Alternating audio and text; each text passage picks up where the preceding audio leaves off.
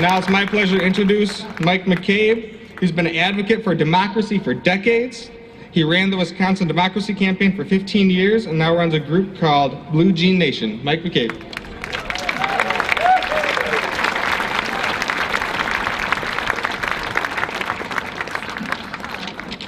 I can't claim to be a man of science. I've got no lab coat. I've never been peer reviewed, but I'm sure we can be friends anyway. I can say this: I trust in science. I depend on science. I'm thankful for science. And I was taught to value science by some wonderful teachers, some of them right here on this campus.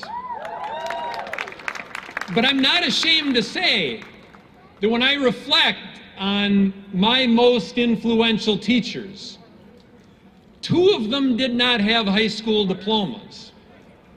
2 of the people who are most responsible for who I am and what I believe and what I do didn't have high school diplomas. I come from farm country. I grew up on a dairy farm in Clark County, outside of a little town of only 150 people. And I learned life's lessons there. And now I run a group called Blue Jean Nation that is devoted to the idea that we have got to pull people together to get regular people back in the driver's seat of our government. And just as importantly, we need to build and promote understanding between rural and urban populations and build bridges between rural and urban communities.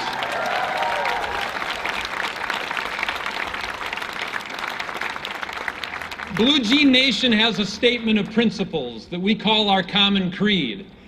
And I'd like to read just one paragraph from that statement of principles. We believe in science, and we believe we all have a duty to respect nature and take care of the air, water, and land. Environmental protection is not the enemy of economic development. A healthy economy and healthy planet must go hand in hand.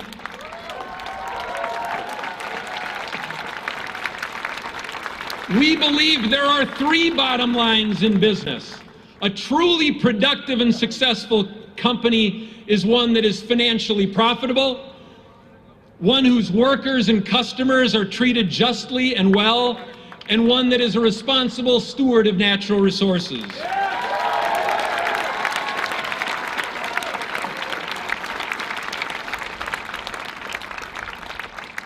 Now, much has been made about the growing rural-urban divide and other divisions in our society. Well, one of the things that Blue Jean Nation has dedicated itself to is getting outside of Madison, getting outside of Milwaukee, going to the small towns and rural communities across the state. We've held meetings in taverns, in restaurants, cafes, coffee shops, public libraries, community centers, town halls. We've held 2 gatherings in barns. And what I've found everywhere I go is that we're not as divided as we've been led to believe. Regardless of where you go, people basically want the same thing. And let me just give you one small example. The words Flint, Michigan have become synonymous with public health crisis. But what people don't think a lot about is the fact that there are 2,000 community water systems with excessive levels of lead. And 80 of those water systems, 80 of those communities are right here in Wisconsin. What people don't think often about is the fact that the incidence of lead poisoning is just about at the same level in Wisconsin communities as it is in Flint, Michigan. And in fact, the level of lead poisoning in Milwaukee is twice as high as Flint's level. But the thing is that public health crisis in Milwaukee is something that is shared in common in communities like Lake Mills, because they've got the same crisis on their hands. We all want the same things. Now, one of the opportunities I get is to talk to every imaginable kind of audience. I talked to the Chippewa County Democrats on one day, and the very next day, I was talking to a Rotary Club in Waukesha County, a group of local business people in the reddest of red counties in Wisconsin. I get a chance to talk to people about their values, about their concerns, their fears, their problems. And what I find is we've got more in common than we've been led to believe. But when I talk to progressive or liberal or Democratic audiences or whatever you want to call them, there is an article of faith that I run into everywhere I go. This idea that many voters, especially those living in rural areas, are stupidly voting against their own interests. And I have to tell you, with the people who believe that are talking about my neighbors. They're talking about some of my most important teachers. And I can tell you, they are not stupid people, and they're not voting against their own interests.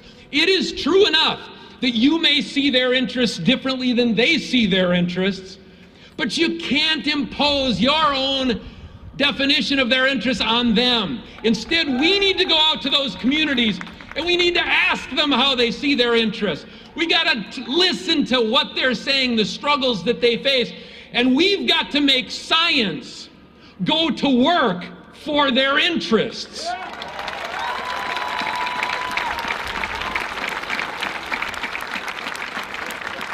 Like I said, I can't claim to be a man of science. I got no lab coat. I haven't been peer reviewed. But what I know is that science informs, science enlightens, science empowers. Science even has the power to inspire and to heal. But it can only do those things if science and scientists demonstrate that they care. Now, people of science, wonderful people that I've encountered on this campus and everywhere else I've gone, they have great faith in data. They have great faith in facts. They even have great faith in the idea that if you just stuff enough of those facts and enough of that data down people's throats, that they'll surely see the wisdom and the rightness of your ways, and they'll agree with you. But what I've experienced, and what I want to challenge you to think about, is that the best, most valid, most data-driven message will be rejected by people if they don't trust the messenger. If they believe the messenger looks down on them, disrespects them, they'll reject that message.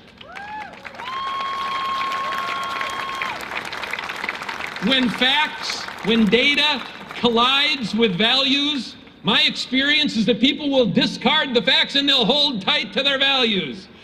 And we've got to take that to heart. For science to have constructive power, it has to serve and it has to care. And I leave you with this thought.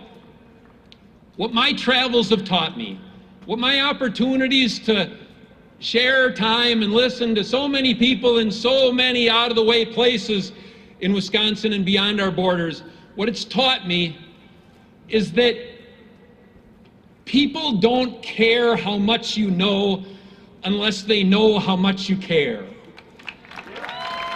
And so I have a challenge for you. Marches and rallies are intended to be shows of strength. But once this is all over, we go back to the real business of giving science real strength and real power. And I challenge you to do this. For every hour that you spend exhibiting how much you know, spend 2 demonstrating how much you care. And with the rest of your time, just keep saying, no science, no beer. Thank you.